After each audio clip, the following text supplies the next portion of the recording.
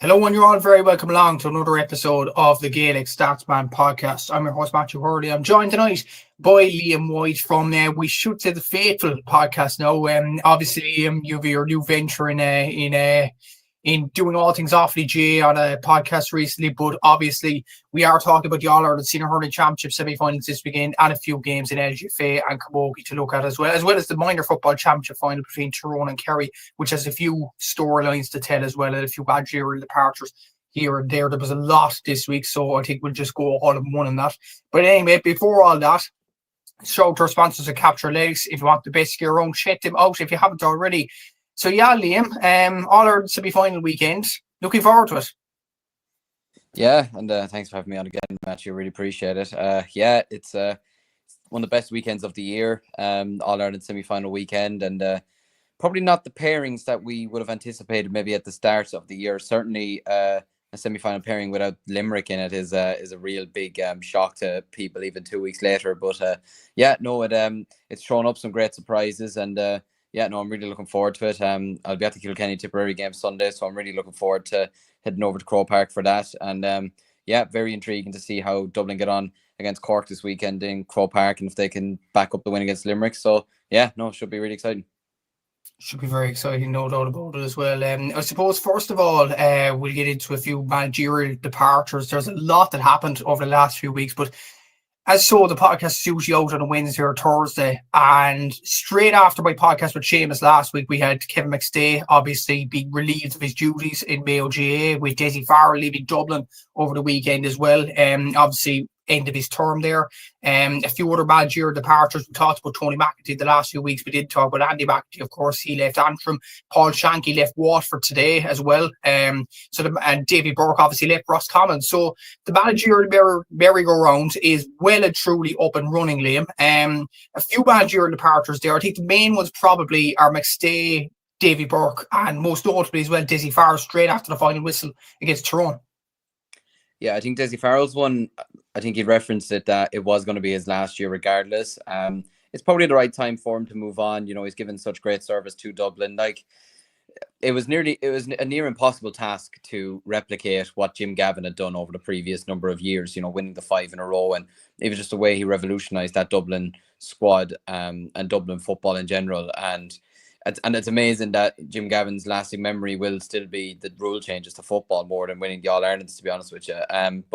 Desi Farrell's given great service to Dublin football, to Nafina, and he's from what I've heard, he's a gent as well. So I think he's probably made the right decision. It's probably the right time for a change for Dublin football. But he did a fantastic job. You know, 2 All-Irelands since 2019, the win against Mayo during the COVID year, and the one against Kerry 2 years ago, which was, I mean, it was played on a rotten day, but the way that he set the side up and he nullified the Kerry full forward line was exceptional. And he was he did a great job at Dublin. So fair play to him there.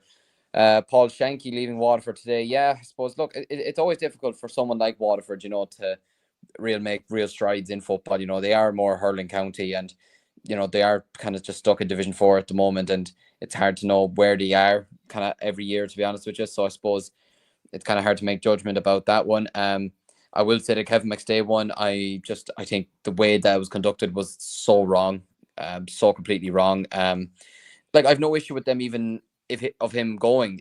But you're thinking he's not well at the moment. He had to take a step back because of health issues, and he's also given so much to Mayo GA over the years as well. You're thinking, and like, Mayo won't be playing football now till January, February, you know, at best. So like, you're thinking, could you have not have waited a few months to have done this? You know, like, what's the rush like?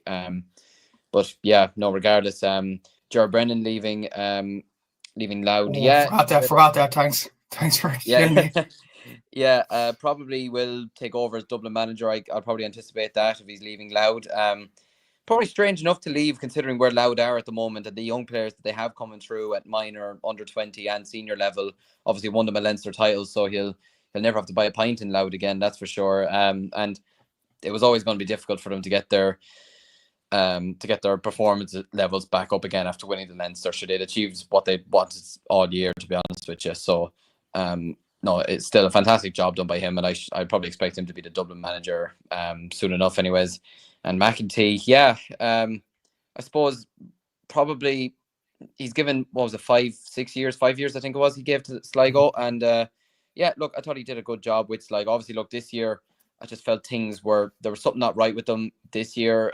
We'd anticipated a lot more from them with the young talent that they have coming through from the minor teams and the under-20 teams. Kildare Strandhill winning Connacht last year, and you were thinking, they could make strides this year, potentially maybe win a Tailteann Cup or get to a final.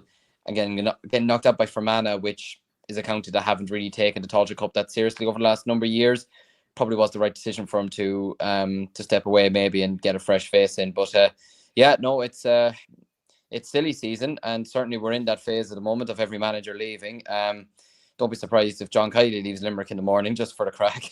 But yeah, no, it's mental the amount of managers that are leaving. And what's hilarious is that you wouldn't be surprised if more were to decide to take a step back and to move on to other things now over the next number of weeks as well, especially with the season over. Exactly. So, and there was a lot of bad year departures. Obviously, the Joe Brennan one was a huge one. I completely forgot about that in my intro there. But yeah, it's clear. I'd say he's going to Dublin. With Loud, it's a very, very appealing managerial position now for any intercounty manager who wants to be an intercounty manager anyway. So I think Loud are in a very good position. Mayo, to be fair, you could get an Austell O'Malley or Andy Moore, but just the way it was conducted with Kevin Betstay was absolutely terrible from a county board point of view. Chatted on it more on John McMahon's podcast, the JMAT podcast on Monday night as well. And yeah, it was just anger all over the GA community, really. Paul Shanky's kind of a hard one with Waterford. You don't know what to expect with them, really. Desi probably was the right time to go, but it will take a lot of time for Dublin fans to respect him after the job that he did with the Dubs, obviously. But it is silly season, as I mentioned there, in the managerial department. We'll talk about the hurling semi-finals, but one comment actually came in here for me too. Hope you're all good, man. But he says, hope you're okay, Matthew, mate. As a Liverpool fan, shattering day, you'll never walk alone. Yeah, exactly. I know this isn't Gaelic games related, obviously, but obviously the date of the untimely passing of Diogo Jota after a car accident in Spain. Earlier today, it was shattering for not just Liverpool fans, but just whole sporting community. It was just a shock. It's almost a sort of news headline story. Ironically, I was doing like preparation before the All-Ireland Tourney semi-finals. I was looking at the Kilkenny Galway game, and then I look at my phone after that game doing stats on it, and then I see the headline, Diogo Jota dead. And I was like, surely this is a joke or some sort. I mean, it's absolutely awful, but not just for Liverpool and for the fans and everything, but the fact he was married 10 days ago to his long-term girlfriend, father of 3, obviously. His brother also passed away in the car as well. It's just tragic circumstances, Liam. And when you look at it, he won the Nations League a few weeks ago in Portugal. I re-emphasise, okay, it's not Gaelic games related, but it's something we probably have to talk about as well. It's just a tragic day, not just for Liverpool fans or soccer fans in general, but for the whole sporting community. Yeah, I was actually going to bring it up, and I was going to mention it at some stage before we even got into the hurling, because it's just one of those news stories that, regardless of what sport it is, it shatters the world. It's the dominating news on RTE, on BBC. Just even at work today at the radio station, one of the lads came down and just said that he was dead, and I had to think to myself, he's surely not on about the one I'm thinking about. Like, it's just, you just never picture like someone like that who's young and has a big profile in the world of football just to be dead all of a sudden. It's shocking, and for his family and his poor wife and the 3 kids, it's shocking news.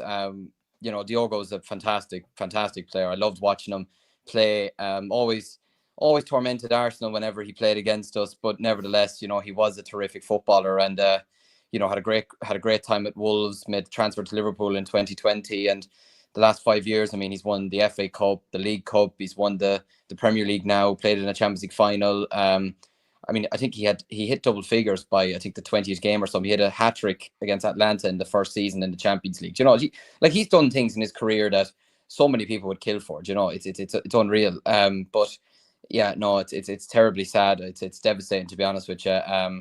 The tributes that have been paid out today by everyone in not just the footballing world but in the world in general has been beautiful to see. At Arnie Slott's tribute I saw before I came on there, and I thought it was so well written and so well said, and it just showed the human side of him as well. And it's terribly sad. And I don't think it'd be crazy to say it. I think retiring the number 20 short right now would be probably a good option, especially when you consider he was number 20 and he won number 20 for Liverpool this year. I think it'd be quite fitting, but that's a story for another day. But yeah, no, it's terribly sad, and for his family and friends and everybody, and his brother as well, who I think he was 2 years younger than him as well. It's terribly sad. So yeah, rest in peace to Diogo Jota. Rest in peace to a great footballer.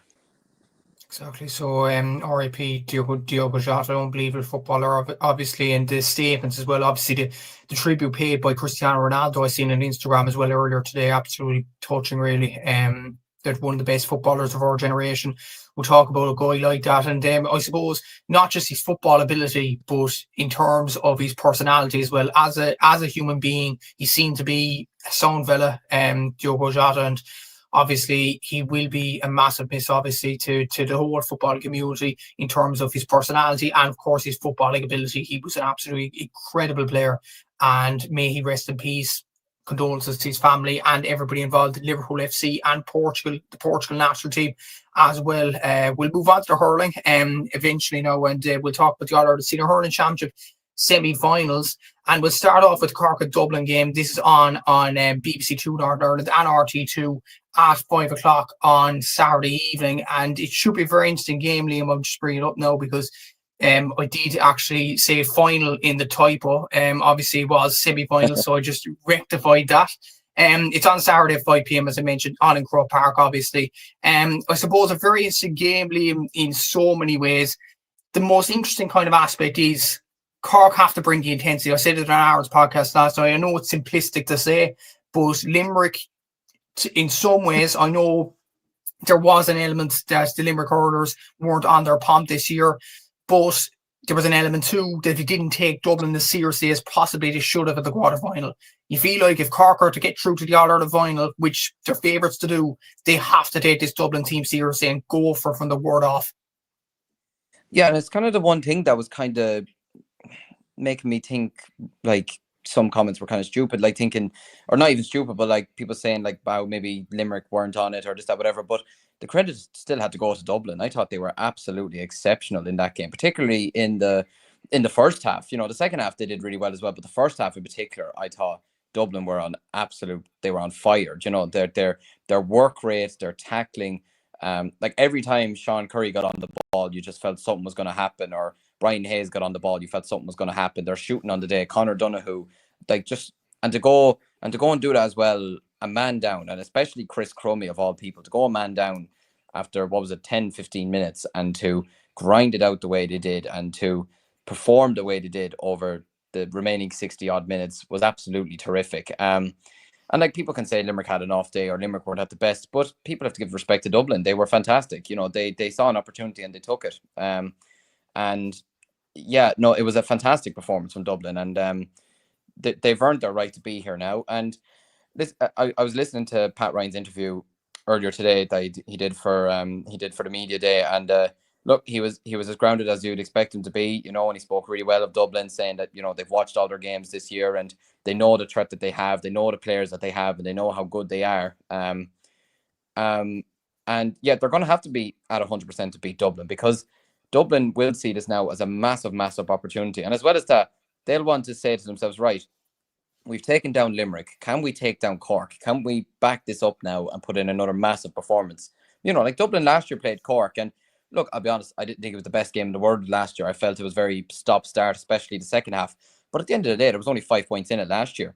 You know, so Dublin have shown they're not afraid to play against Cork. You know, and Cork have never had it easy against Dublin either. So, no, Pat, no, like you said there, Cork are going to have to be absolutely on their game on Saturday to win this. It's an All-Ireland semi-final at the end of the day. It doesn't matter who's in it. It doesn't matter who gets there. If you're in an All-Ireland, if you're good enough to be in an All-Ireland semi-final, you're good enough to be there, and you're good enough to beat your opposition. So, yeah, no, Cork have a big challenge ahead of them, but so do Dublin. But yeah, no, it's going to be a very interesting match. I believe it's sold out as well. Be interesting to see who takes over the hill. That'll be an interesting concept on a Saturday evening. But yeah, no, and I'm really looking forward to it. I think with Chris Crummey out, it is a big loss for Dublin, albeit they played really, really well without him. But it's going to be interesting to see what Niall O'Callaghan goes with at centre-back. Does he drop Donoghue back? Does he bring one of his full-backs up, which I don't think he should, to centre-back position? It's going to be interesting to see how he deals with Shane. Like, he's like, now they're going to have to deal with someone like Shane Barrett, who, in my opinion, when he's on it, he's unstoppable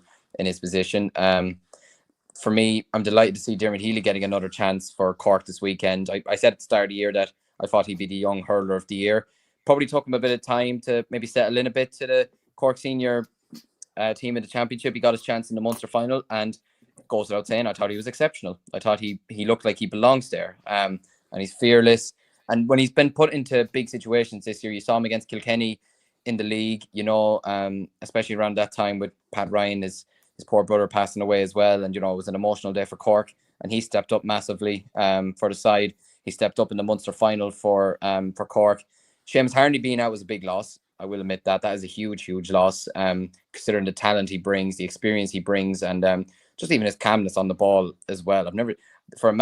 I've just never seen a man so calm on the ball when things are so under pressure. You know, even when he was one of the shining lights from the day that Limerick bet you well down in Limerick. I thought he was one of your shining lights that day when he came off the bench. You know, he looked like he belonged there. Do you know? But yeah, no, it's going to be a very interesting game. It'd be interesting to see if Donald Burke gets brought back into the side. I think he's fit, I believe, at the moment. And yeah, I think if he as well were to curtail or to stop the influence of the likes of Sean Curry, then you'd be going a long way to winning this game, because he's in line for an All-Star. There's no question about that. It'd be interesting to see if John Heatherton starts for Dublin. In my opinion, I think you got to give him a start, considering the impact he made against Limerick the last day. I felt sorry for poor Nicky Quaid, because a man of Heatherton's size striking a ball from that close range at you, no matter how good you are, I wouldn't want to be standing in front of John Heatherton when he's striking a ball from there. But yeah, no, it should be. I'm really looking forward to seeing how it pays out. I hope Dublin bring as good performance as they did the last day, because you want it to be a competitive semi-final, and you want them to show that the last day wasn't just a one-off day for them. You know, you want them to prove that even if they do lose this, they can compete with Cork, which I think they will, because I think they're managed really well by Niall O'Callaghan. He's brought a real good dimension to the Dublin side. He's brought a bit of a steel to them, and a never say die attitude. Even in the Galway game, they lost it. They went down fighting against Kilkenny. They went down fighting. They grinded it out against Wexford. You know, they fought hard to get a win over us. You know, they're doing really well this season, and yeah, no, I'm really looking forward to this battle on Saturday. Yeah, exactly. So there's going to be a lot of big battles, obviously. And you mentioned the two injured players there, Chris Crummey and Seamus Harney. Two of them are going to be big losses for Cork and Dublin, respectively. There, Peter Griffin comes in with a comment in here. Hedgehouse should start, in my opinion. He has been the grain of rice for them so far. Dublin will be confident, fired up. They earned their stripes to be there, and absolutely, when you look at the stats for Dublin, like, their shooting accuracy has really improved this year. For example, like, I think I've been doing average stats throughout the whole championship, and there was a post on my Instagram earlier. Dublin's average miscount has been 12.75 a game out of calculated games. Against Cork, they had 80 misses last year in Thurles. They've definitely improved on that kind of element, and it is going to be very interesting to see how Dublin counteract Cork in terms of their shooting accuracy there. But look at the two sides in more detail. Look at the journeys and the scores to the final. We'll start off with Cork, and we'll move on to Dublin after that. So we'll start off with the Rebel County in Cork. So their journey to the final, obviously in the Munster Senior Hurling Championship, they drew to Clare the first day out in Ennis. I won't say the name in this podcast because we go into hyperventilation. So Cork 224, Clare 321. That was the final score in Ennis that day. Then they trounced Tipperary in Park Key, 4 goals and 27 points to 24 points. Lost to Limerick in the Gaelic grounds 326 to 116, but then got back up on the horse and beat Waterford in a must-win game 225 to 122. Obviously beat Limerick in the Munster final. Well, you could say beat Limerick or drew to Limerick, whatever. 130 to 227 after extra time, but it was 3-2 on penalties. Cork won in the end. They've averaged a score 224 game and conceded an average of 223, which is an interesting kind of aspect when you think about it, because 1 point winning margin for Cork on average. That's pretty worrying if you're a Cork fan. But then again, it is the Munster Championship. It's probably the most difficult championship championships out of the provincial grades. Look at Cork's top scorer so far in Championship 2025. Patrick Horgan has 3 goals and 42 points. Brian Hayes has 3 goals and 7. The outgoing Seamus Hartney has 13 points. Obviously, he's injured for this game. Shane Barrett has 1 goal and 9 points. Darragh Fitzgibbon, not as good as last year, but still 11 points, pretty solid. Declan Dalton, 1 goal and 7 points. He's back at the lineup this weekend. Alan Connolly with 1 goal and 7, and you can see down the list there, including the likes of Tim O'Mahony, Shane Kingston, and who Liam mentioned there, Dermot Josie Healy on the scoring list as well. When you look at that, Liam, are you concerned from a Cork point of view that their average winning margin is 1 point? Or can you just say simplistically that it's the Munster Championship and it's going to be tight games throughout? I think just simply 1 point win or 1 point winning average is better than nothing, isn't it?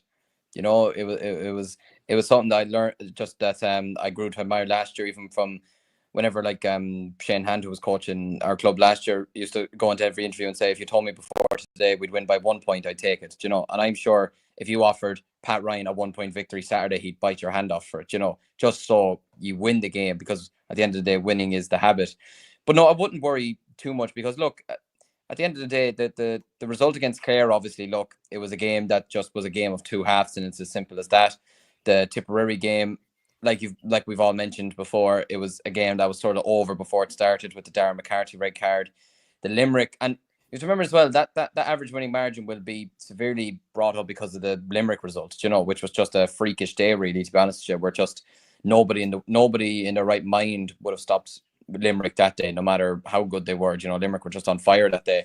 And then the game against Waterford was just about, you know, I think we said it at the time as well, and you said it as well, it was just a matter of get in and get out, just get the win and just get out of there. And then the Munster final, which a lot of people still say it wasn't a great match. I thoroughly enjoyed it, you know, because there was blood and thunder in it. You know, okay, there was a lot of wides in it or whatever, but I thought it was an excellent exhibition of hurling, and just the intensity of it was unbelievable. But yeah, no, the score, I feel like maybe the full back line is probably still maybe your weakest point in the team, but that's only because I feel the rest of your the spine of your team is so good. And it's nothing against Niall O'Leary or Owen Downey or Sean O'Donoghue. I think they're excellent players. I just think Dublin will see that this weekend as a big, massive opportunity, especially if you have the likes of Hegarton in full forward, who is difficult to mark on the best of days, you know, never mind on any other day. But and the likes of Sean Curry and them, and if there was a Diarmuid O'Dooling who was in for Dublin, or if Brian Hayes was pushed up full forward in the full forward line. But the scoring margins for Cork, obviously Seamus Harnedy, I think it said 13 points there. That's a massive loss to Cork there. But then you look at the rest of the team. I mean, Brian Hayes is genuinely, he's a terrific corner forward. He's unbelievable. Just anytime he gets on the ball and he's in the position to get a goal, you're just expecting the ball to rattle the back of the net. You know, he's so clinical when he's in front of goal. Everyone knows about Patrick Horgan, obviously. I feel Alan Connolly's not maybe performed to his absolute best this season. I feel like it'd probably be fair enough to say, you know, it feels like he's waiting to just have that one big game, and that could be this weekend, going up against Dublin. Diarmuid Healy, obviously, the last day did well with his scoring as well. And journalist Darragh Fitzgibbon, as much as he's not been on the score sheet as much as maybe he would be over the last number of years, the work he does off the ball and the way he sets up the play and his creativity in around the half forward line midfield is exceptional. It's what makes him a terrific player. Like, you know, I think if you were to go on and win the All-Ireland, you'd be looking at the likes. I still think you could be looking at the likes of him, or possibly a Shane Barrett as the hurler of the year potentially. Maybe even a Tim O'Mahony, you know, or something like that. Just someone who's just big and strong in that midfield as well. So, no, look, for me, like you said, the Munster Championship is that competitive that I think at times you just got to realise that you're going to be conceding a lot anyway, but you've just got to make sure you score a lot as well. You got to make sure you outscore your opposition. But no, I wouldn't worry about that to that extent. I still feel that maybe the full back line for you is probably still the weakest point, but I still feel you're stronger than Dublin in every other department. So no, like once your shooting is on point the next day, and once you can limit Dublin to even 20 points or something like that, then you'd be going very far. The thing is, though, like 17 points against Waterford, 17 points against Limerick from a Cork point of view. And when you look at their shooting averages, they've averaged a shot accuracy out of all their games so far of 60%, which obviously is okay, but it isn't as high as, let's say, Limerick under Pomp, or even the likes of Kilkenny down through the years. Is that a worry as well for Pat Ryan? Do Cork need to get their shooting on point this weekend, especially when Dublin's average shooting accuracy is 66%? That's higher than Cork's. But I suppose having the 4 weeks to have worked on that, you would hope that it does go higher than that this weekend, and as Pat Ryan said, they needed the 4 week break. They I don't think they would have liked to have gone into another game 2 weeks. I don't think they would have liked to have gone and played Dublin 2 weeks ago.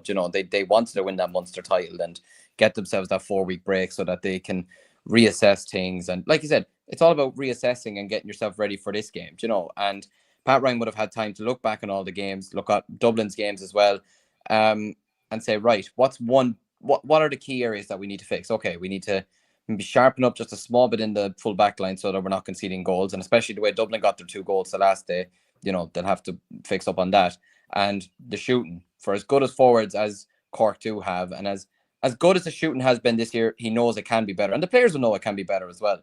They're not they're fully aware that the standards that they're setting at the moment, or they're trying to set, or the standards that they want to get to, that they're going to have to be shooting 70% minimum every game, or even at best 65%. But anything lower than that, then you're not going to get away with it every day of the week, So yeah, it is something that they would have worked on over the last number of weeks, or at least you'd imagine they would have worked on it the last number of weeks. I think as well, getting back to Croke Park as well, it could suit them down to the ground with their shooting as well, especially with some of the like Darragh Fitzgibbon loves a long range shot in Croke Park. Mark Coleman loves a long range shot in, it's a really hard word to say, loves a long range shot in Croke Park. Declan Dalton. Exactly. Decky Dalton, monstrous strike on him. Could win a puck fodder if he tried. Do you know what I mean? So yeah, no, I think Shane Barrett as well, who I rate so highly. I think he's an unbelievable centre forward, to be honest with you. But yeah, no, I think it would have been something that Pat Ryan would have been especially looking at the last number of weeks, because he knows that, like Limerick sort of the last day as well, he would have looked at that and said, right, we got to make sure that we defend well, but we also got to make sure that our shooting is absolutely on point the next day, because otherwise they'll be going out.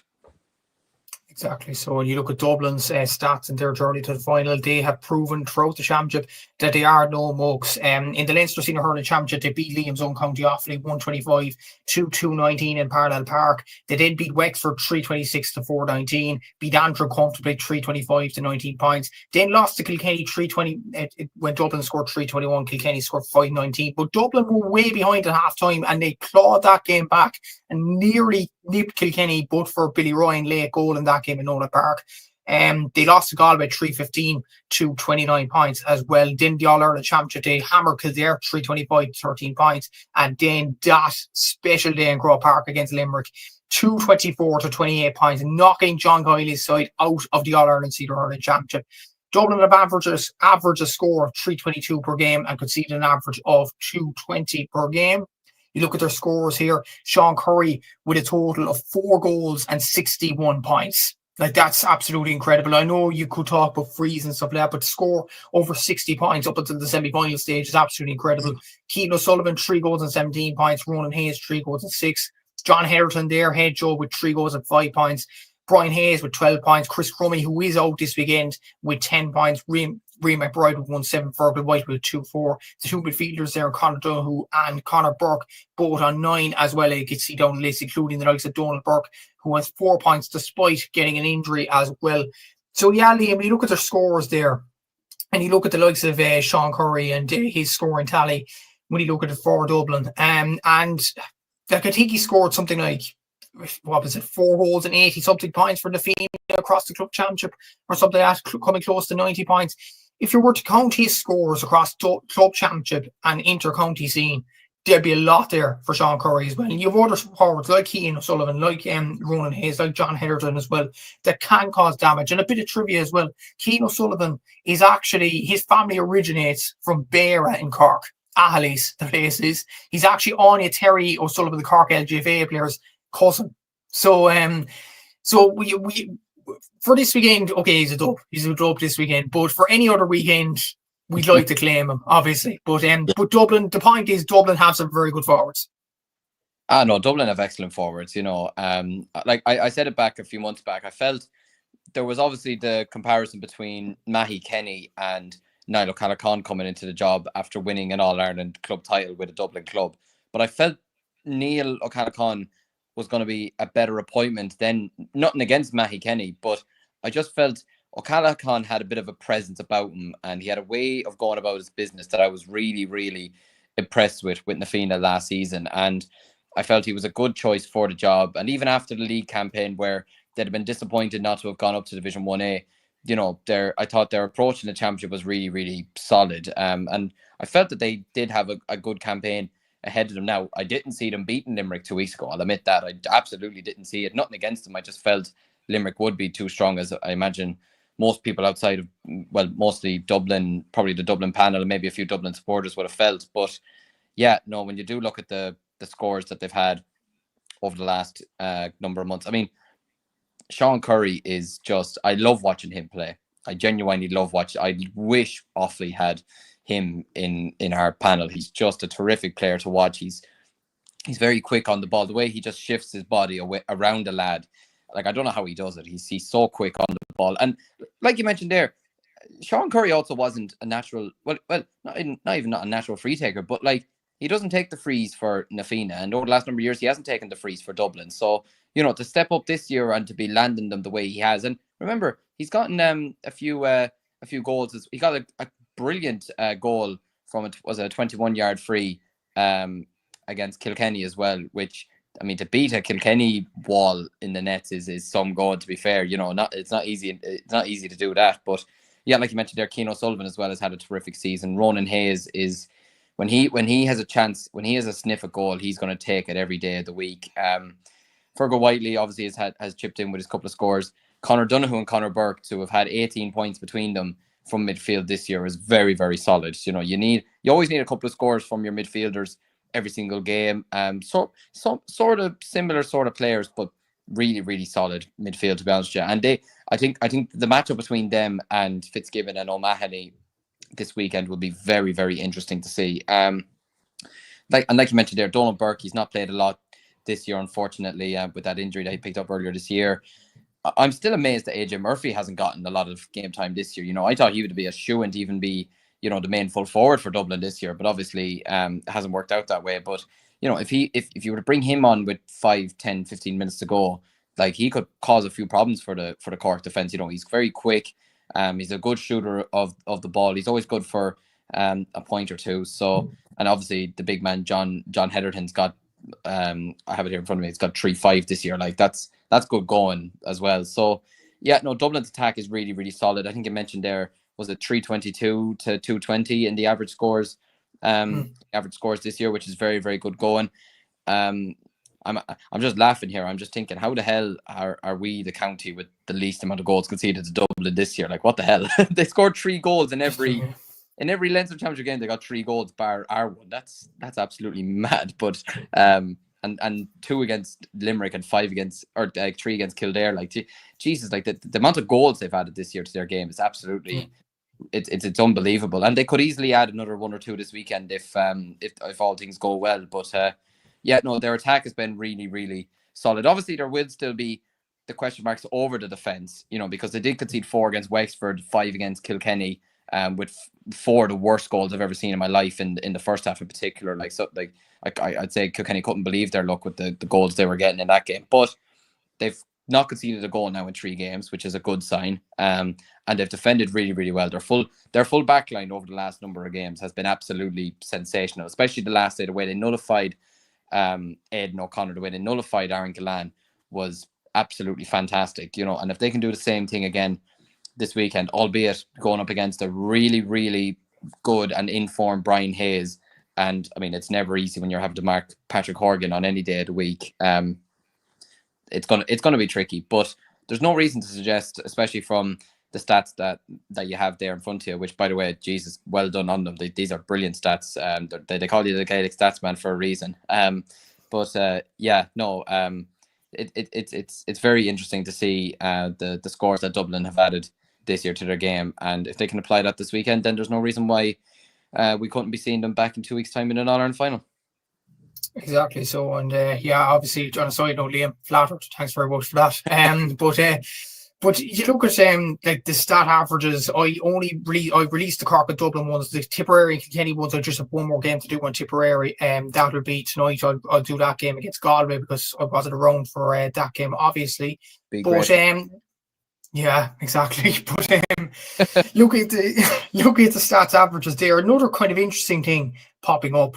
The puckouts. Like Cork have won out of opposition puckouts. Cork have averaged a win rate of 39.4% against opposition puckouts, whereas Dublin 29.5%. What do you think Dublin will do in the puckouts? Will they do what they did throughout the whole season, as in back off and let the opposition puck the ball short, or will they put genuine pressure on the Cork puckouts this weekend? What do you think, Liam? Well, puckouts are a real funny thing. Like, I mean, I've done stats myself over the last 2 years with my club and the off the under-20s. Like, it's amazing what you find out after puckouts more so than when your team wins it. Like I remember Castletown last year, they were losing like every puckout in every game against Thomastown, against Loughlin Gales in the county final, against us in the semi-final, but yet they were winning games. You know, they were turning the ball over fairly quickly. You know, like they could lose the puck out from either, you know, the ball being scrambled around in a muck, or they could lose it from someone just straight up catching it or getting into their hand from a bounce. But they'd turn it over like that, and they'd get the ball back down their field so quickly that nobody would even think about the fact that they lost the puck out. Whereas you get other teams, and especially the way that Dublin club hurling goes, where they poke the ball out and then it's kind of sideways and then back over to the cornerback, back over to the cornerback again. It's almost like to cause a bit of confusion with the opposition back out the field, and then it draws some of the forwards in, and then it creates space in behind, you know, for someone to find someone in the full forward line. But yeah, no, that'd be it'd be interesting to see how Dublin do approach that this weekend, because look, they can't be silly either. They can't allow Cork to win, you know, every single puck out, or allow Cork to gain possession from, you know, most of their puck outs, because at the end of the day, Cork have the players that will hurt you. You know, they have the Darragh Fitzgibbons who will either put the ball over the bar or he'll feed a ball in. I mean, Patrick Collins will find his man 9 times out of 10. His puck outs are, I kind of got to see it for the first, well, I was at the All-Ireland final last year, but especially against Tipperary in the league final, just even the way how accurate and how straight he hits the ball is so satisfying to watch. And you give him that opportunity to puck the ball out to a Robert Downey, to puck the ball out to a Tim O'Mahony, to even puck it out even as far as a Diarmuid Healy, because, you know, he will have the length, you'd imagine. It could cause trouble for Dublin, and they can't. Now, they were excellent under the puck out the last day against Limerick, I thought they managed that really, really well. But sometimes lightning doesn't strike twice. Sometimes it does, sometimes it doesn't. And yeah, like when you see that stat there, winning 40% of their own puck outs in comparison to Dublin's, you know, 30%, say, when you round it up, it's something that I imagine Niall Callaghan will be deep in thought about this weekend, especially when you don't have a Chris Crummy that you could have up there to try and win a puck out as well, to launch up there or anything like that. But yeah, no, the puck out situation, sometimes it could be the real big factor in the winning of a game. Other times it could just be a number there, and it all just matters what you do after you lose the puck out. You know, how fast you can get the ball back, win possession, and get on with the game. Yeah, exactly. So there's a lot of stats there in terms of analysing this game. But Peter Griffin has a comment in here. What is the mood hype like around Cork this week? Pretty moderate, I would say. A lot of people expect us to win, but genuinely, I think the genuine Cork fans will think there is a battle there on Saturday with the Dubs. Peter Griffin also saying here, is the Cork training session fully open to the public? Heard this point made by Pat Ryan mentioned on smaller fish. I don't know, honestly, or Peter. I honestly don't know. It's like a lot of teams do it, a lot of teams don't. Ironically, I was at when Kilkenny were going for the 5 in a row in 2010. I actually went to their training session before the Cork game in the semi-final because it was just on holiday in Kilkenny, and that was the only training session I've ever gone to, really. But Kilkenny opened it to the public there, and I don't know have teams done that in the past few years. But yeah, it's a quite interesting concept there. It's kind of common. It's kind of common enough, but I haven't really seen it as much maybe over the last number of years that you'd like. I know the Limerick footballers have done it for their Tailteann Cup final, but I couldn't imagine the Limerick hurlers would have done it last year if they had gotten over you in the semi-final. I couldn't imagine they would have done it for the final, but maybe I'm wrong. I don't know, but yeah, it's sometimes happened. It's sometimes not. I suppose it just depends on what the county feels, to be honest. Exactly. So Kilkenny were on a high back then as well. So maybe they kind of wanted to show it off to the supporters if possible. Gavin, with an interesting question here. Regardless of what happens this weekend, is a Leinster title a realistic game for Dublin next year? Before we get into prediction time, Liam, that's a very good question. What do you think? Do you think it is a realistic option for Dublin next year, especially with Leinster not being at its peak, really? It is, absolutely. I thought Leinster could have even been a realistic target this year, to be honest with you. I'm still in shock that they lost to Galway, to be quite honest with you. Like, you look at Leinster next year, obviously, look, Kilkenny are still the strongest side in Leinster at the moment. But, I mean, Wexford, for the time being, are in a bit of bother. I know Lee Chin has committed his future for another year, but Wexford are, I think, going down a bit of a dark path now in a way. I think they're in a bit of a stall at the moment. Galway, it's really hard to know with them, and I'm not trying to start paying off any Galway fans again. I'm finished with those days now. But it's hard to know what they're going to be like next year. It's even hard to know what Offaly's going to be like next year. You know, are we going to be a team that's going to be looking to survive again, or are we going to look to push on to finish third or reach a Leinster final? It's hard to know. But for me, a Leinster title, at minimum first, a Leinster final is an absolute expectation for Dublin next year. And to win it should be an expectation. Now, if they can beat Limerick in Croke Park, there's no reason why they can't now try and go and bridge that gap of beating Kilkenny. I don't think they've beaten them since 2013, the Anthony Daly days, in the Leinster Championship, so, or in the Championship in general. So no, Dublin absolutely have a chance next year, considering, like you mentioned there, look, Leinster hurling, I still love Leinster hurling, but it's when you do look at the level of opposition at the moment, you're thinking next year Dublin, in my opinion, should have enough to go down to Wexford Park and win.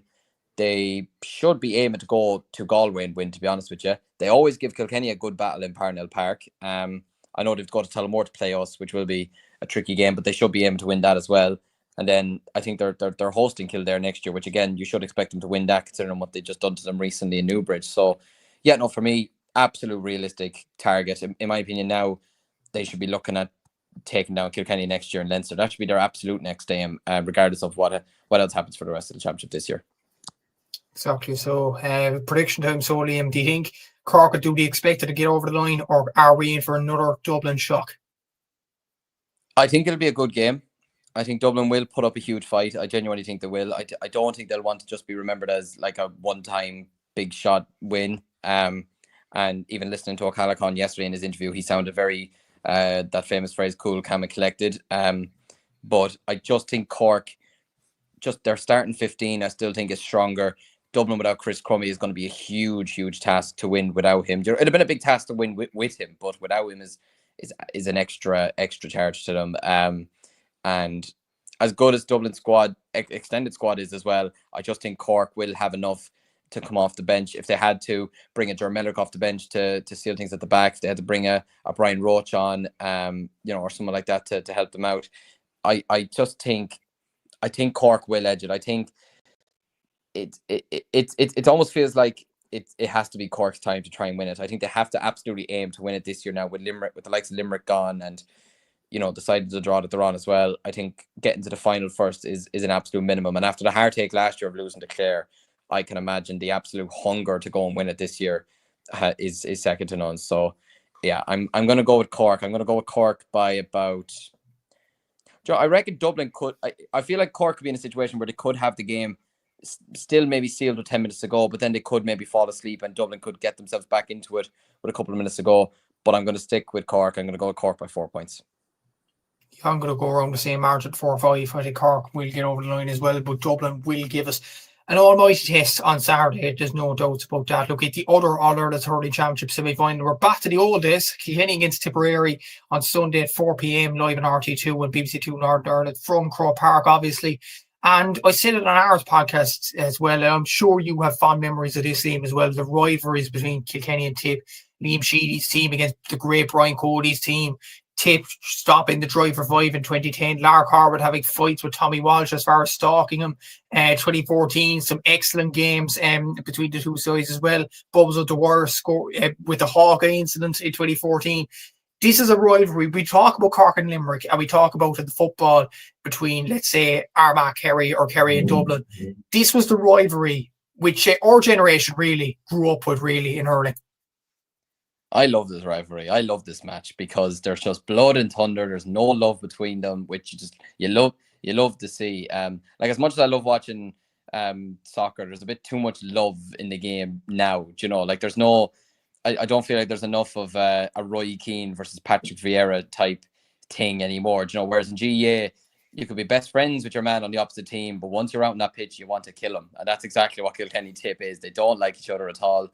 Yeah, like obviously, look, I'd watched them the 2009, 10, and 11 games, obviously, like we all did. But for me, the one game that always stood out from this rivalry was 2014. That game was just I think ironically that was the same night that the McGeady spin was invented as well. I don't know why I have a memory of that, but yeah, no, that final was genuinely, I'd say, other than Cork and Clare last year, that was the best All-Ireland final I've ever seen, especially from a neutral perspective. That was just like, you look at the Richie Power 2 goals, Bubbles O'Dwyer, he may have missed a free, but he got 5 points from play that game, I believe. He was just sensational. He really came alive in that game and introduced himself to the nation. The amount of times Tip hit the bar, hit the post, the goal chances they had, Jackie Terrell on the pitch, JJ Delaney, rolling back the years in the full back line.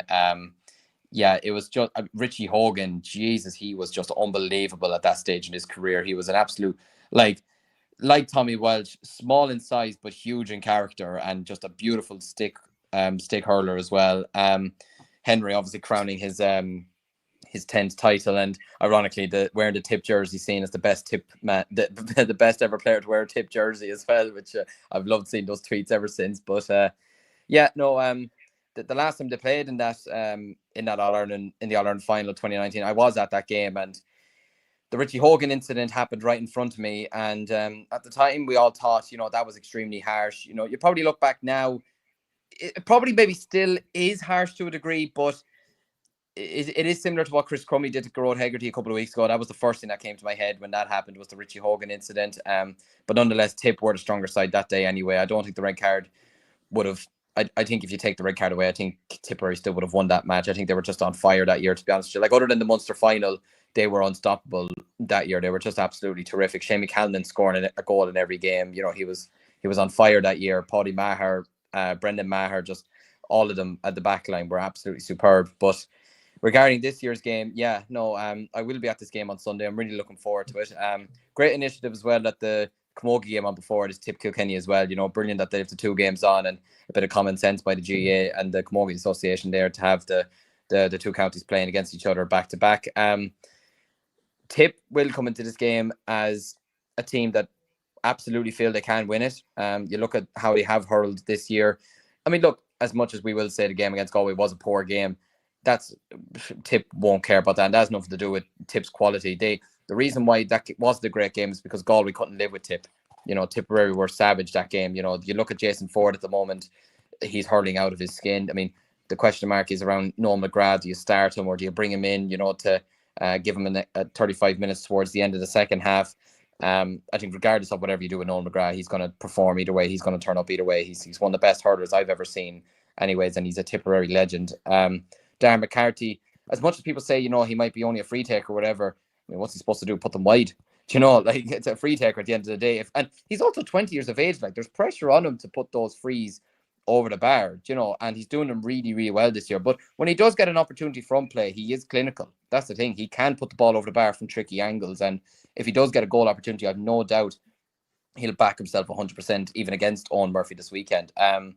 Jake Morris, been a huge fan of his for years, and I'm actually really delighted now to see that he is sort of now seen as the big leader in that half forward line for Tipperary. I think he's been absolutely exceptional this season. Andrew Ormond has been a terrific find for Tipperary. I'd seen him over the last number of years with under-20s or whatever, but I just think his performance against Clare, again, a bit like Bubbles in 2014 against Kilkenny, that Clare performance really made people stand up and realise, right, the Tip have got a real good player on their hands here. And I thought against Waterford in particular, he was unmarkable that game. Like he was absolutely everywhere. He was dropping back. He was getting scores. His work rate was off the charts.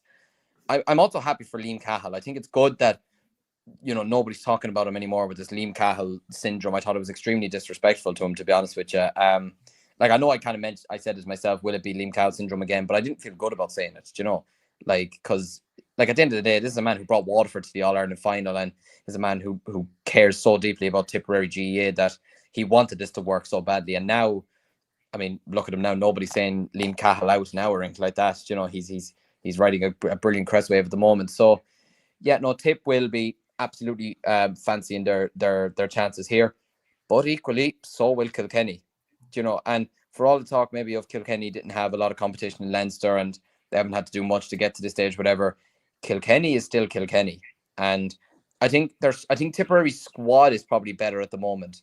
I don't think Kilkenny's bench is as strong as it has been over the last number of years, but I still think Kilkenny just edged them in starting 15. I'll be honest with you. I just think they still have a few players in their sides that just edge Tipperary's. I don't know what it is. Like, I mean, we can all talk about TJ Reid, but Mossy Keown this year has been exceptional. I think Hugh Lawler is the best.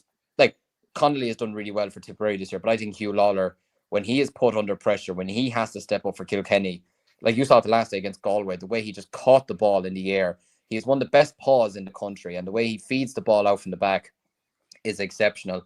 As much as Mikey Butler's not maybe having as good a season as he had over the last number of years, I still think he's just a brick in the full back line. And I think any man going into Markham isn't exactly looking forward to it, or at least knows they're in for a battle. Even if they do get the better of him, they're in for a real battle. Paddy Deegan is a terrific player as well, whether he's in the half back line or in the midfield, or even at times they experimented with him in the half forward line as well. Although, be it, I think he's better in the he's better out in between like the midfield and his own 45, being able to dictate the play or whatever. But yeah, no, I just think Kilkenny still maybe edges with regards starting 15. But obviously they are going to need their squad this weekend. There's no question about that, because at the end of the day, Tipperary will bring players off the bench. They will bring an Oisin O'Donoghue off the bench. They'll bring a Seamus Keneally off the bench. They could bring Noel McGrath off the bench. You know, like Kilkenny will have to be ready for that threat. But yeah, no, really looking forward to this game. Really looking forward to going up to Croke Park to see it, and hoping to God now that it lives up to expectations and that we get something similar to what we've got, that you and me have gotten over the last number of years in our generation of this rivalry. Exactly so, and Peter Griffin has a load of commenting here about Kilkenny, and you might have seen them go across the street there, but there is three very interesting ones. 2015, a famine to Kilkenny. Absolutely. It's hard to believe they haven't won an All-Ireland in the 10 years. That's incredible in its own right. Cody back, a massive boost. Obviously, Owen Cody back at the team for Kilkenny this weekend, or back in contention. That is a good big boost to them. And first commandment of hurling, never write off the Cats. You should never write it, but yeah, that's the thing. It's the same way you don't write off the Kingdom in football. You just don't. You saw it last weekend with Kerry against Armagh. When you write them off, they're going to answer you in the absolute best of ways. I mean, what they get last weekend, 12, 13 points without reply against Armagh. And Kilkenny could easily do something like that this weekend. Like, let's be real about it. Kilkenny, they haven't won an All-Ireland in the last 10 years, but like at the end of the day, they lost in 2016, and if we're going to be brutally honest about it, they were without Michael Fennelly that day, and I think they were without one or two other big players as well. So in a way, that was a big advantage to Tipperary. They lost in 2019 against Tipperary. I think Tipperary, for as much as they were the best side in Ireland that year, I still feel Kilkenny will look back on that day saying we didn't perform to our best. Really, only TJ Reid that day was the only one really who kind of stood up in his own way. You know, the rest of them kind of just didn't perform on that day to the best of their abilities. You think 2020 against Waterford was a cracking semi-final. The semi-final against G in 2021. I mean, when Adrian Mullen got that goal in the last minute, I thought Kilkenny might have kicked on in extra time, just with, you know, the adrenaline that you get from getting a last minute goal to level things before Shane Kingston just absolutely tore them to shreds in extra time, much like he did against Limerick a couple of weeks ago. And then look, at the end of the day, in 2022, they only lost to Limerick, was it by 2 points as well in the final, and they absolutely made, you know, very light work of Galway and Clare in the Leinster final and All-Ireland semi-final. And then, listen, they went up against Limerick 2 years ago, and I don't think anyone in the country was beating Limerick 2 years ago. So it was always going to be a difficult task. And Kilkenny were in front in the second half when Paddy Deegan got that goal as well. So they weren't a million miles off. And I mean, look, Maggie, let's be honest, Kilkenny should have been in the All-Ireland final last year. They should have had that first half against Clare last year wrapped up. Like last year, I was at the final last year. I should have been going to watch Kilkenny Cork instead of Cork and Clare, realistically. Do you know? But they would have had massive regret over losing that semi-final to Clare, because they were miles better than Clare over the previous 2 years.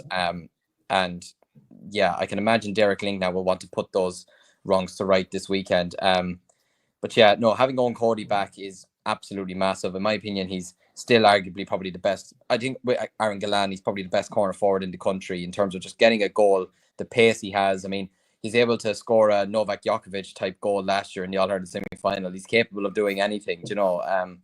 And yeah, he's going to be crucial to Kilkenny this weekend if they're to get over the line.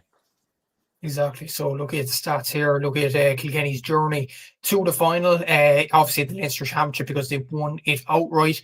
They beat Galway 324 to 21 points. Beat Antrim 230 to 212 up in Cork Park.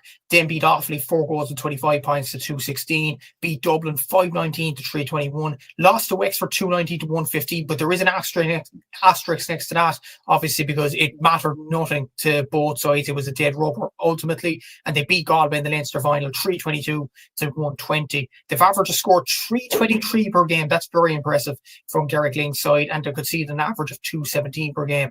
Looking at their top scores, and obviously TG up the top with 5 goals and 26 points. Mossy Keown, 6 goals and 9 points, all from play. Owen Cody, the returnee, with 2 goals and 18 points in the championship so far. And he's only played 2 games, I think it is. So that's absolutely incredible in its own right.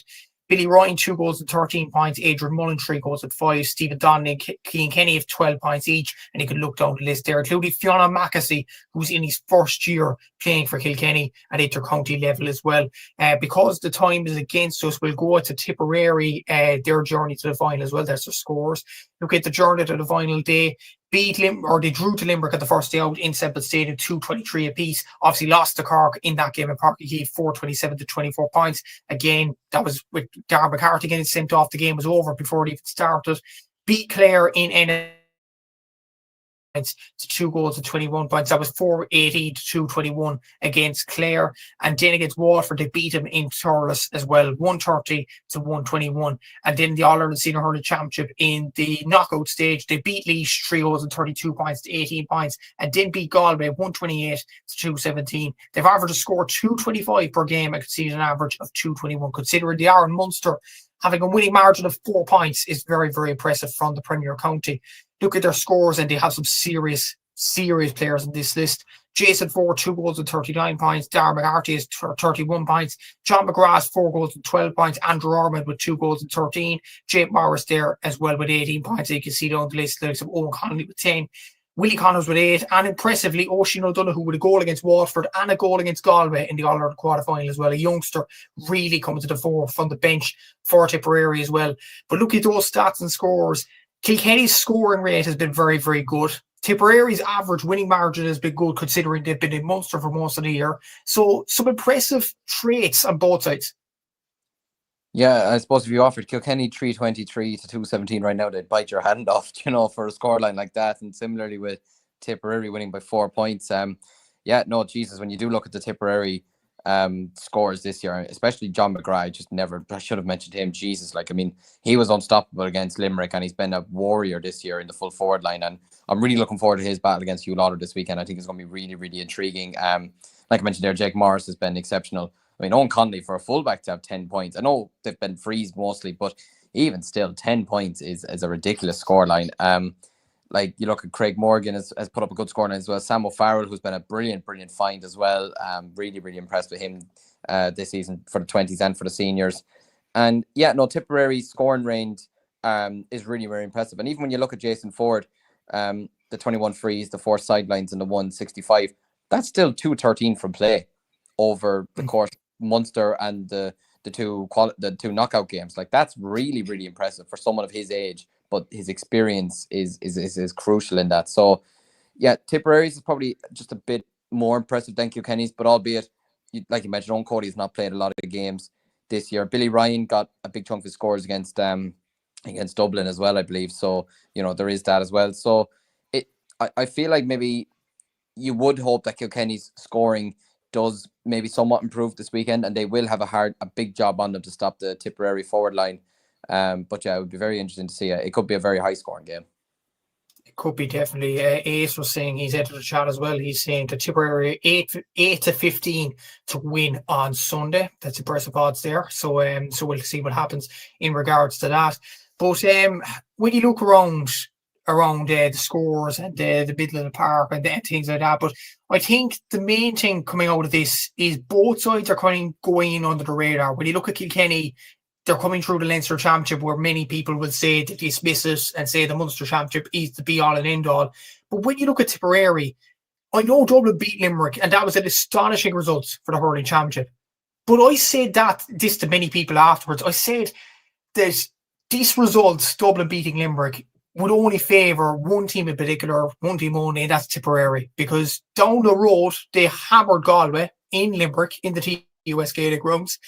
And nobody was talking about it. Maybe the fact that Tipperary hammered Galway themselves and the game was over long before it ended. But everybody was talking about Dublin and that shock against Limerick. Nobody was talking about Tip and their performance against Galway. Do you think that will suit Liam Cahill's side in many ways? Maybe it will.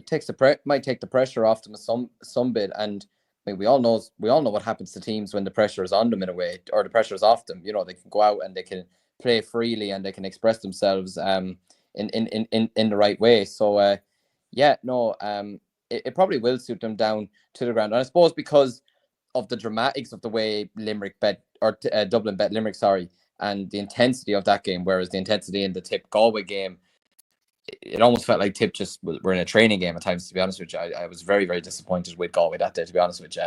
But look, having said that, I still think Liam Cahill will be going into this weekend just thinking, don't be, saying that we're not under pressure, or don't be thinking this is a given or anything like this. This is a massive, massive test. And regardless of, how Kilkenny came through or the teams they had to come through or anything like that, they're here and they're here on merit. And they're absolutely no pushovers. They've been in 2 of the last 3 All-Ireland finals, arguably should have been in last year's final too.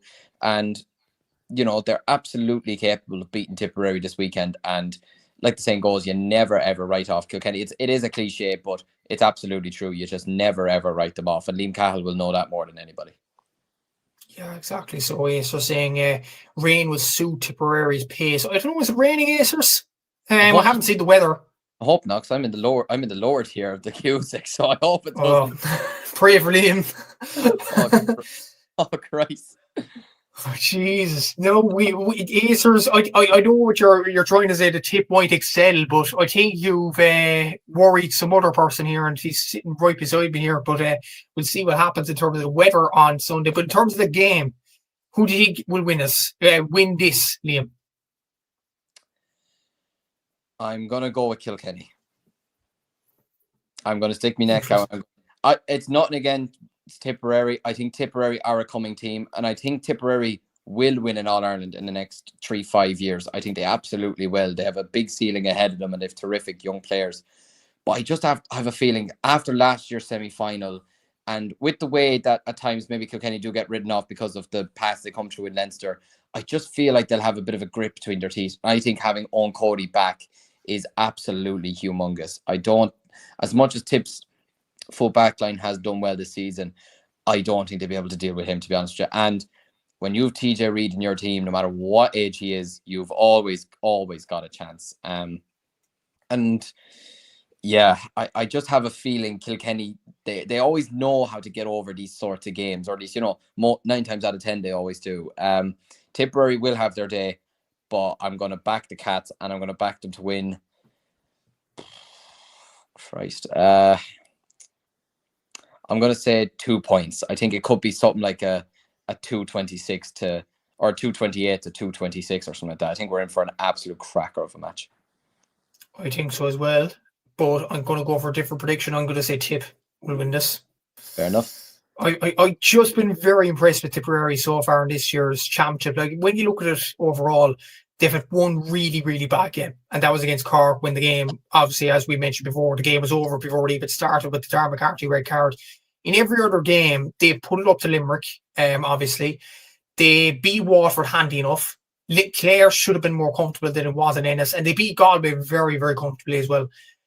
I feel like this Tip team is moving around very, very well, and when the youngsters are coming in as well, like Sam O'Farrell, Darren McCarthy, Oisin O'Donoghue, that youth exuberance could be enough to get Tip over the line. So I'm going to go for Tipperary to win that one. So for the All-Ireland semi-finals, we're both saying Cork, but we have different predictions for the other game. I'm saying Tip, Liam's saying Kilkenny, but we'll see what happens. It should be a cracking weekend of hurling semi-finals in Croke Park. Also in Croke Park, there is the Camogie quarterfinals, and we'll go on to those next. Starting off with one that I think both of us will say probably the same prediction here. Liam, Waterford will play Clare at 2:30 on Saturday. That's the double header with the Cork at Dublin game in the hurling in the All-Ireland semi-final in hurling, All-Ireland quarterfinal at the Camogie.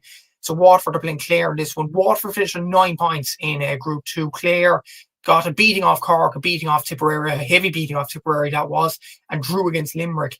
They've only won one game, and that was against Wexford. So I would feel, looking at the results and looking at history and things like that, you would have to say Waterford will win this one. Yeah, I was about to say you're probably thinking the same as me. Waterford probably should win this, to be honest with you.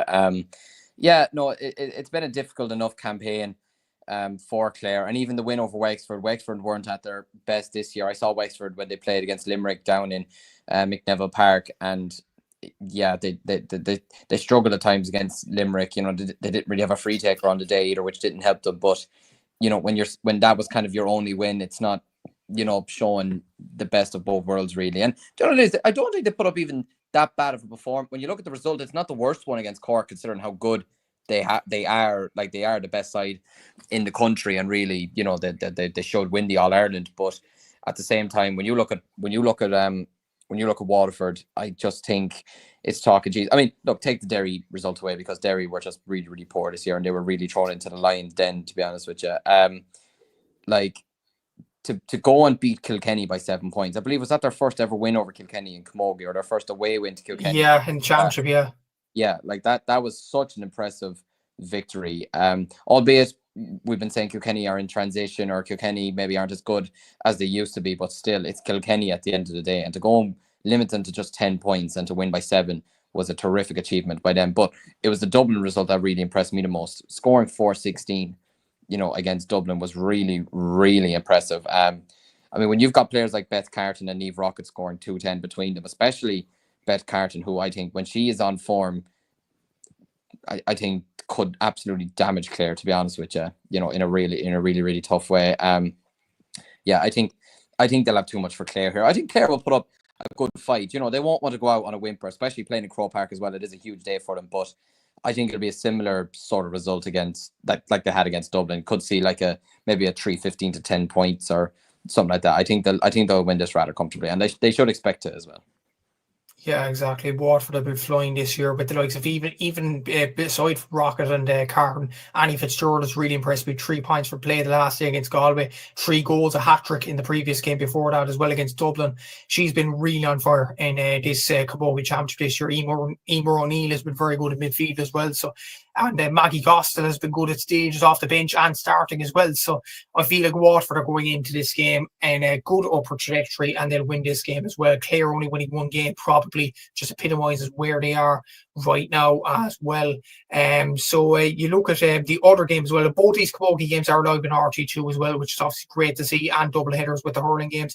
The other game is a double header, as Liam mentioned earlier in the podcast, with the men's game between Tip and Kilkenny. It is the Camogie game between Tip and Kilkenny on at 1:30 p.m. live in RT2. It is on Croke Park as well.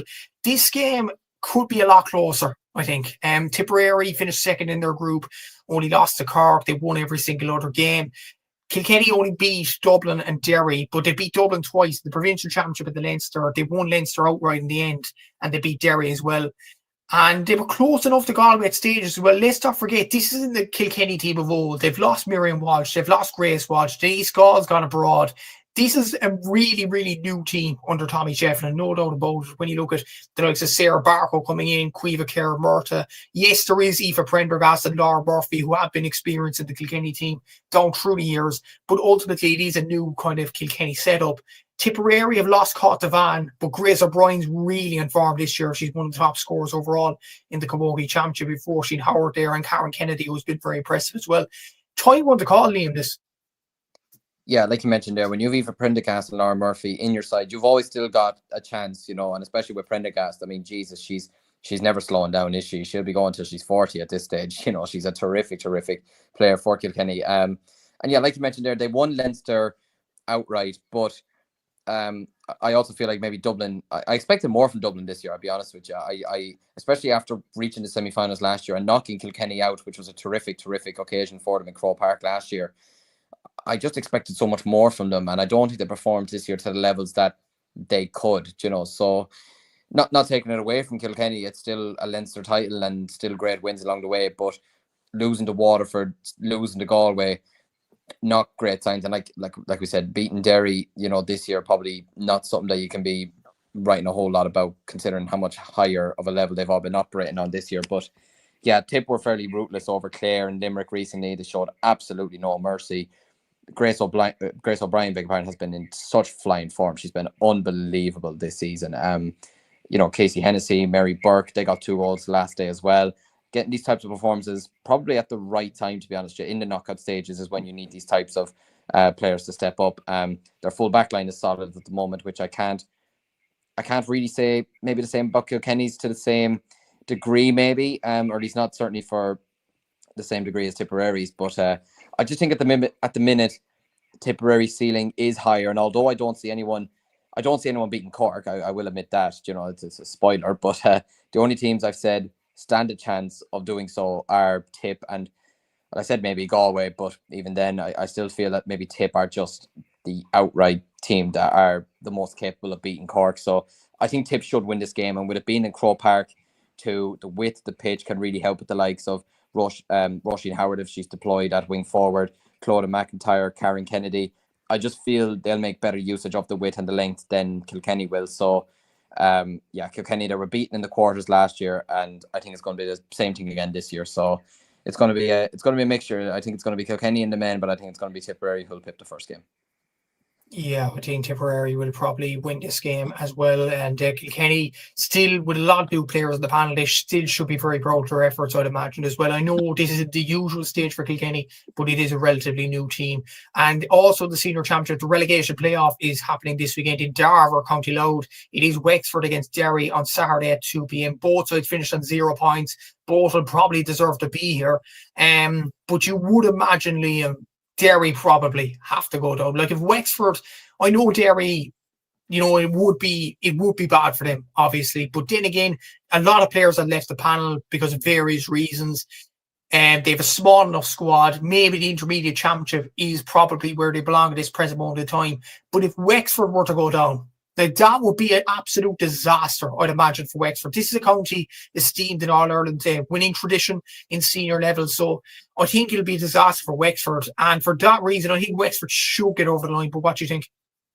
It'd be extremely detrimental for Wexford if they went down, especially with the way Derry are playing at the moment. I think Wexford should be winning this game rather comfortably. But then again, it's weird. Finishing with no points, not winning any games, it can do something to a team. It can introduce bad habits, and can introduce poor performances and maybe lack of confidence, and even, like I mentioned, I was at their game against Limerick, and really, in a way, if they did have a free taker on the day, they would have probably won that game because, they drew a lot of fouls on the day, and they actually they were actually trying to play some nice hurling, getting into the full forward line. They just didn't have the quality on that particular day, and albeit as well, there was a massive win down one of the ends as well. I can't remember which one off the top of my head now, but yeah, no, look, I think for as poor of a season Wexford have had, by their own standards, even though they did get to the Leinster final, which was still, it's still a great achievement for them, they should be beating Derry. I think, like you said, Derry, they've had a tough year.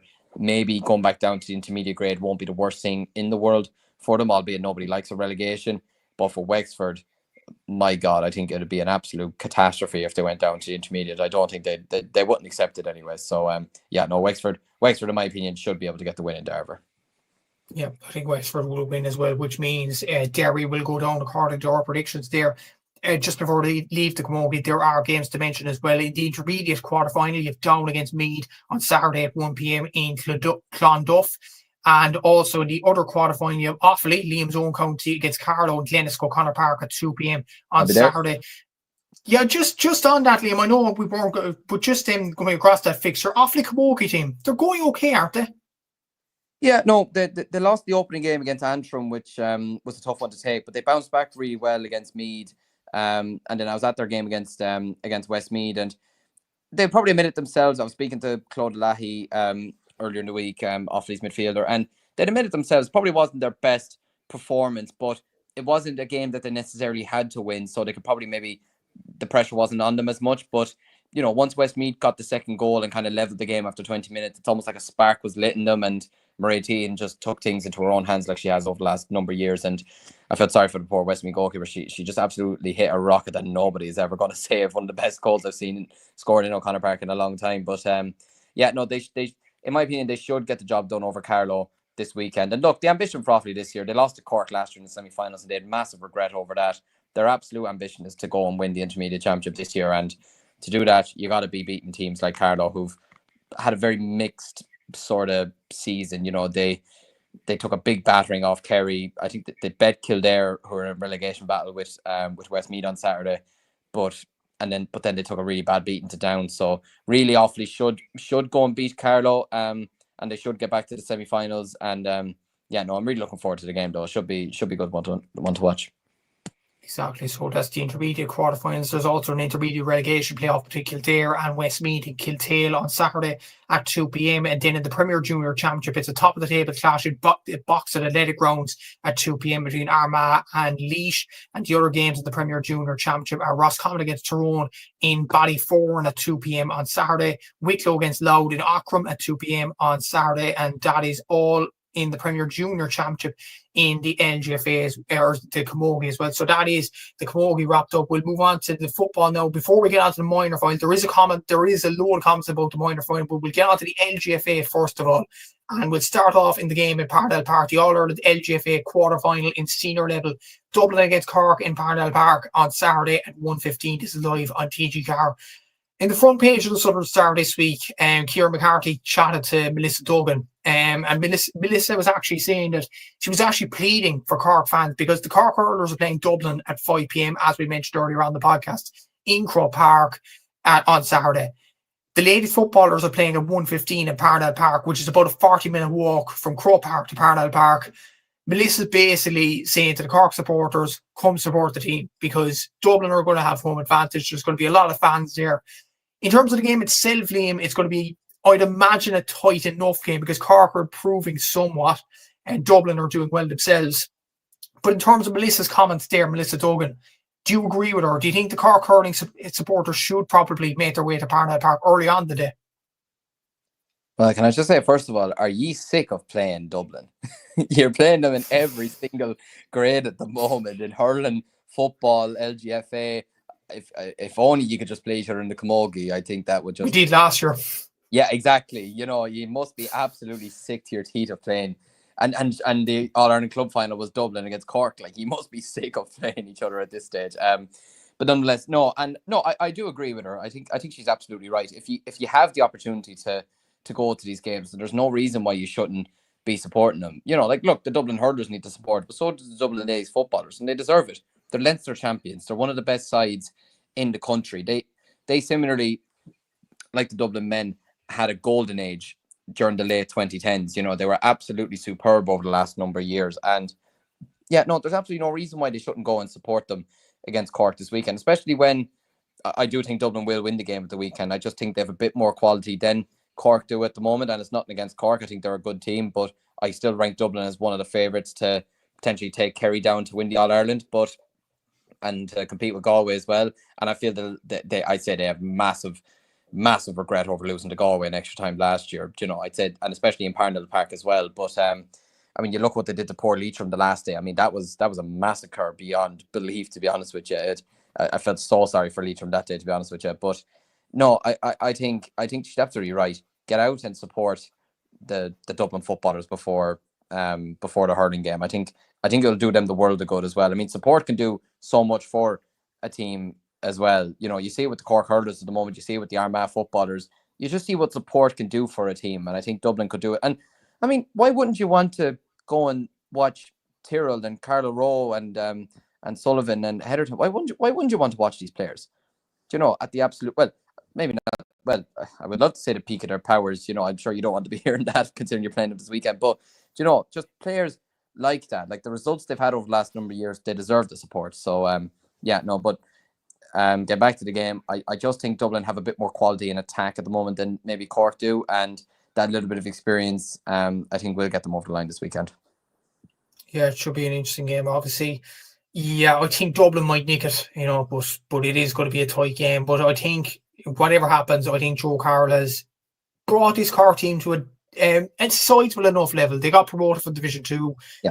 They were close to Kerry at times in the LGFA Championship as well. I'm sure they'll put up a good performance this weekend. It's a good start for first year in charge with a young team, let's not forget. Like, there's a lot of turnover in Cork over the last few years and a lot of young players coming in to the panel, but I think Dublin will get up the line. If they could perform to the similar sort of levels that they did in the first half against Kerry, then they'll have a great. Yeah, I agree. Absolutely agree. But we'll see what happens in that.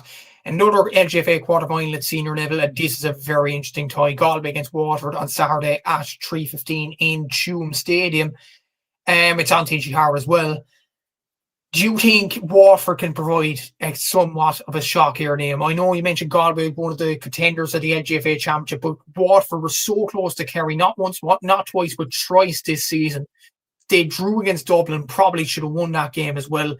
Is this the game where they finally break their duck in beating a very, very good team? I wouldn't think it'd be a shock if Waterford win this game, to be honest with you. I don't either, no. I think Waterford are an excellent football team, to be honest with you. I think they have some terrific players. I think they're managed really, really well. They're set up really, really well. And like you mentioned there, I'd say they are sick to their teeth that they haven't beaten Kerry this season, and they really should have beaten Dublin as well. Let's be honest about it. We mentioned it on Seamus's podcast a while back that I think I said it as well, that Waterford should have won that game, and they must be sick to their teeth that night that they didn't get over the line. Was it a late goal? Or sorry, was it 2 late points? I can't remember off the top of my head now. From Kate Sullivan, I think it was. Yeah, that they got in the end. An absolute just sickening way to not win a game. But no, they are improving year on year, and they will get that big win eventually. And I am tempted to say it will be this weekend, but I also do rate this Galway team. When you rush Leonard in your team in particular, I mean, she could rip apart any defence on any given day of the week. She is a terrific player. But I don't know. You're putting me on the spot here. Do you know what? It's going to be my anti-Galway bias again. Watch, but I swear to God, I don't have a bias against Galway. I'm going to back Waterford. Like you said there, they're due just that big, massive win at some stage. And I'm sure that they would just love nothing more than to get another game against Kerry this year and to try and just get over the line, because they're edging closer and closer and closer to beating them. Like, they're an all-Ireland contender. There's no question. There's no doubt about it. If they have to win this weekend, then they'll be going very, very far. So, yeah, do you know what? I'm going to back McGregor and the squad to get over the line. Exactly. The thing is, they're missing Kellyanne Hogan, who has gone down to AFL, that AFLW. It's a huge loss. But then again, you mentioned Lord McGregor there, Breed McMaw, Chloe Fennell, Emer Murray. Like, these sorts of players for Waterford are really stepping up as well. Yeah, exactly. Like, there's a lot of players stepping up for Waterford. So, you know what? I'm actually tempted as well. But the thing is, Galway have won every single game this year. Like, it's so difficult to call this one. This is probably the quarterfinal you look at and you think this is very, very difficult to call, because two of them could genuinely go all the way, in my opinion. Yeah. It'll be I'm going to go for it would be, actually, yeah. You know what? Same as yourself. Look at Waterford. I'm going to go for them to win the game. But we'll see what happens over the weekend. In Austin Stack Park 3, the third quarterfinal in the All-Ireland Senior LGFA Championship, it is Kerry against Kildare in Austin Stack Park 3, live at TG4. Kildare, what a win against Armagh the last time out. Probably one of the shocks of the year across all 4 goals in Gaelic games. But this is a Kerry team that won the All-Ireland last year, that are motoring along very, very well. They won the league recently as well and the Munster Championship. It has to be Kerry, doesn't it? But all said and done, Liam, Kildare, no matter what happens, have had an amazing year. Yeah, and I think this is the Armagh Kildare games the week before.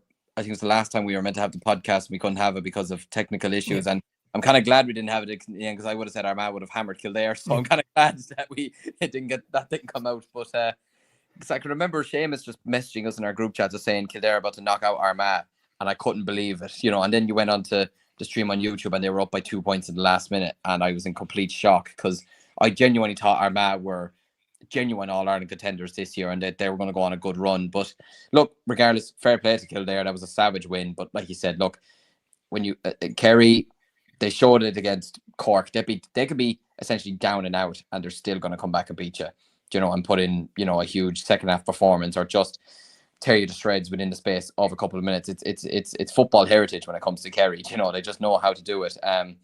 And I mean, when you have the likes of Shifra O'Shea in your team, when you have the likes of Rachel Dwyer in your team, you're gonna go really, really far. Daniela O'Leary as well, had a really, really solid game against Cork the last day as well in the full forward line. So yeah, look, like you said, Kildare, they have still had a good year, and to knock out Armagh, the Ulster champions, was a fantastic victory.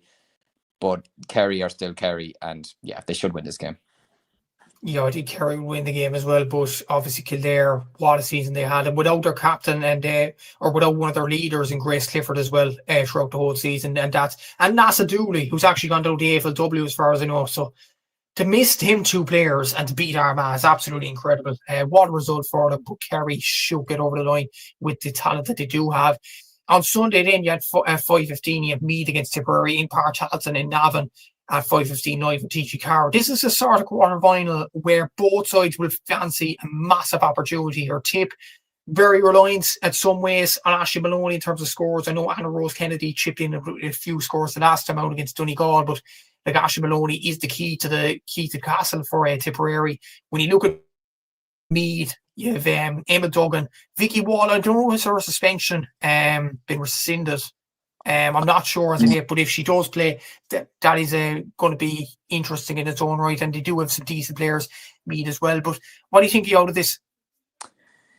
Yeah, I think first of all, it's fairly mean to throw this game on at 5:15 when the Tip Camogie team are on at 1:30 in Dublin and the senior hurlers are on at 4 p.m. I think it's fairly mean to throw them on at 5:15. I think it's not fair on the Tipperary ladies football team at all. But look, I'll digress anyways. I think Meath should have enough to win this game. I think they are a stronger team than Tip at the moment. And although Vicky Wall, you would hope that her suspension doesn't last to this game. But even then, when you have Kerry Cole in your team, when you have Emma Duggan, who I rate very, very highly, when you have Farrelly in the middle of the field, when you have Sarah Wall at centre back, I think Meath should have enough to progress here. And Meath could still.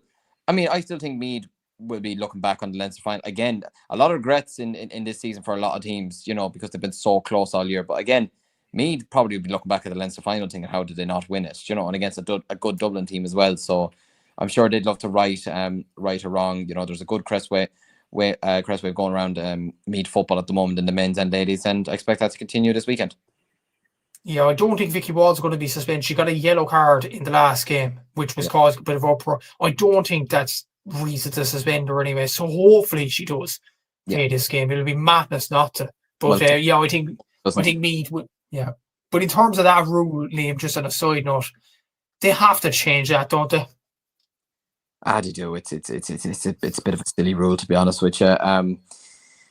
Carrying over suspensions and all this kind of stuff. It's like, at the end of the day, it's an amateur organisation. I think they need to be just looking at this in a completely different approach. I don't think it's right, and it's not fair on players like her as well. And look, obviously, if you're Tipperary, you're hoping she doesn't play. But like, if you're neutral, then you want to see the best players playing, and for her to not be playing for that reason, I think it'd be fairly stupid. So it is something that they'll probably have to look at getting fixed for next season, anyways. That's for sure.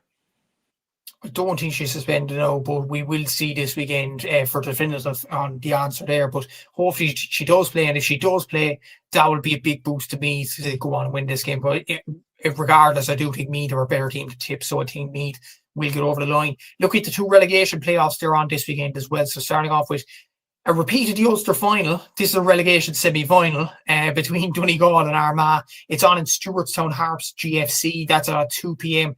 on Saturday, and then you have Mayo against Leitrim. This is on at Kilkenny Park at 2 p.m. on Saturday as well. So out of these 2 games, would it be right in saying I probably fancy Mayo to win against Leitrim and probably Armagh against Donegal, and Donegal and Leitrim to be in the relegation final? Yeah, I'd have to agree. Judging off the Ulster final, the way Armagh were just a mile better than Donegal in that final. I don't think it'd be too far fetching. Like even though Armagh, they'll be devastated to have gone out to Kildare. I think they'll realise this weekend, right? Well, we can't go to a relegation final. We got to get through this. So yeah, no, I think Armagh should beat Donegal, and yeah, Leitrim probably very hard to bounce themselves back after the battering they got against Dublin in particular as well. It's very hard to lift any team after a defeat like that. And although Mayo probably haven't been as good this season as maybe they could be, they should still have enough for Leitrim. Yeah, Mayo probably should win that game as well. So Leitrim and Donegal were predicted both will be in the relegation playoff. And there's one more game in the LGFA as well. Liam's Old County again, Offaly, they're in action against Wicklow in the intermediate relegation playoff at 2 p.m. in Fena in the Carlow GA Centre of Excellence. Just a word on that, Liam. How crucial is it for the Offaly LGFA team to stay in intermediate? Yeah, John, it's been a very difficult year for Offaly LGFA. There's been a number of different managers. I believe the chairman resigned. We've only just started up the LGFA page. Only came back to life today after like a month or two in hibernation. It's just been a real tough year, and it's a shame because there's a lot of good footballers in Offaly. There's a lot of great clubs in Offaly. Like Naomh Kieran have been a credit to the county over the last number of years in the way they've competed in Leinster's and everything like that. And they've produced some unbelievable players. Just everything this year that could have gone wrong has gone wrong, to be honest with you. And yeah, I feel sorry for the players, to be honest with you. It's been a really, really rough campaign. They took some really bad batterings as well, especially in the group stage. But it is massive that they do try and stay up.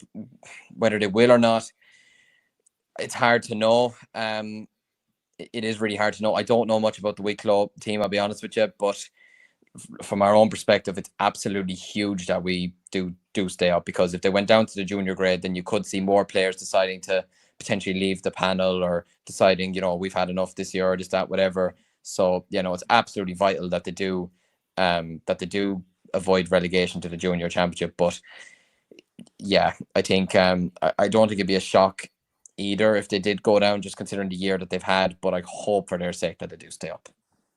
Yeah, we'll see what happens in regards to that as well. There's one more game to discuss, and it is the All-Ireland Minor Football Championship final between Kerry and Tyrone. This is on at Sunday at 1:30 p.m. in St. Conleth's Park in Newbridge. This game is also live on TG4, the great work at TG4 too. There was comments in about this game between Tyrone and Kerry. Excuse me. Gavin O'Reilly is saying here, I wish the minor final this weekend between Kerry and Tyrone was on before the senior game next week in the semi-final. Would be class for the young boys and handy for fans. Niall Morgan is a minor coach and, of course, senior goalkeeper, so it would be hectic in fairness if they were on the same day. Yeah, that's definitely worth pointing out as well. Ace are saying here, there's also protests from the Gardens of Remembrance at 2 p.m. on Saturday afternoon to Dáil Éireann over the house in Croke. I don't know, is that GA related? Long night. But this is GA related now. Gavin O'Reilly saying here, shame on West Ham for not letting Joel Kerr play in the minor final at the weekend. We'll move on to stats of the bit, Liam, but in terms of a few things there, number one, in terms of the timing of the Kerry and Tyrone game, should it be on before the senior game next week?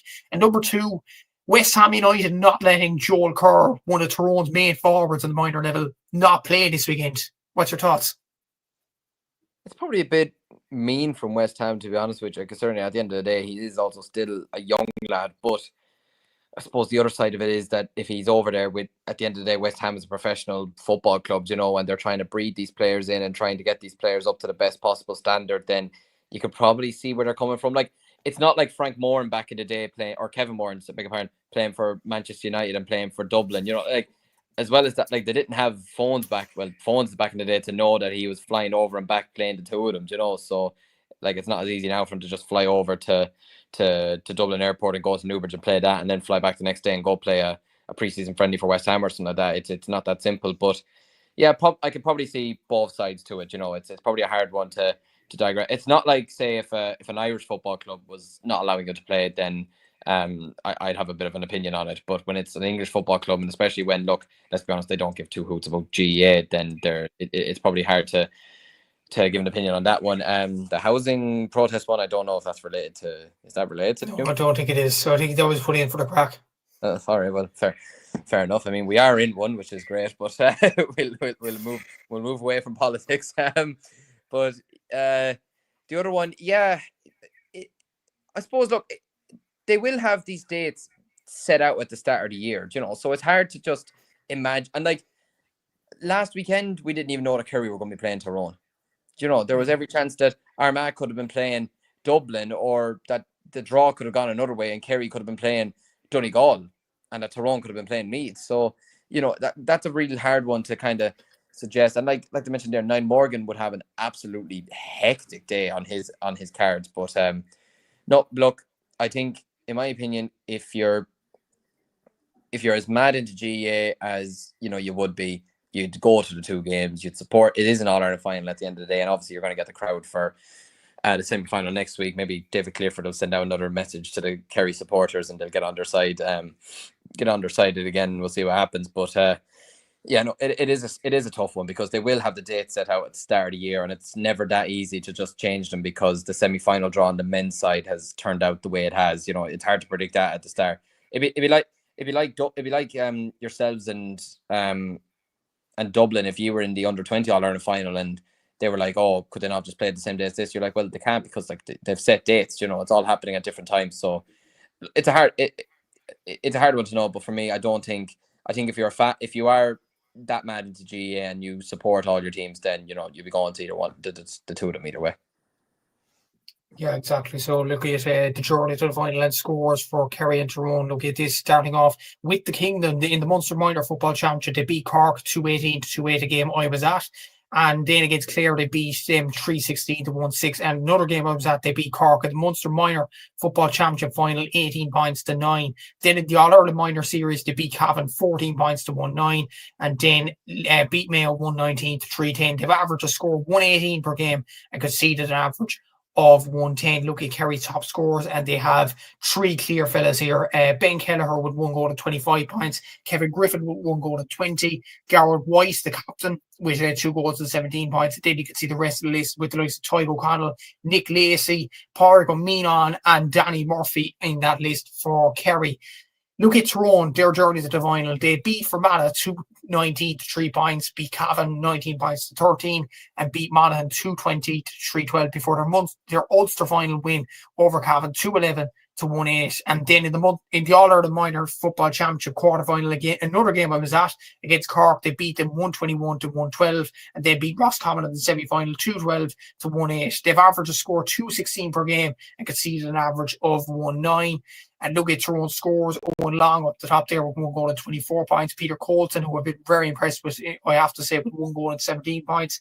Joel Kerr, who obviously can't play this weekend because of the West Ham debacle, with 214 on the list there. James Mulgrew with 14 points. Thomas Meenan with 110. Cathal Farrelly, Peter Garrity, Aidan Quinn, and James Daly, and Darren McAnespy, all on the list from a Tyrone point of view as well. But I've seen both of these teams at the Flesh Lane, Kerry and Tyrone, both in play Cork. And Cork did compete with them at many stages, both sides, to be fair. It's just Cork were, light in terms of strength and conditioning. That's down to a county board issue or whatever. But in terms of football ability, I actually think Kerry were a much better team than Tyrone. But Tyrone are very, very muscular. They're a very, very strong team. Like Peter Colson, the centre forward who scored 117 so far, the guy looks like an under 20 or maybe even a senior right now. And he's 17 years of age. Like Tyrone are built, they're really, really good as well. And you talk about built, I think Kevin Griffin, the full forward for Kerry, is really, really good as well. So it should be an interesting matchup. Peter Colton is absolutely huge. Like, I can't believe I'm 6'7". How are we 6'7", 8 years older than him? That's not fair.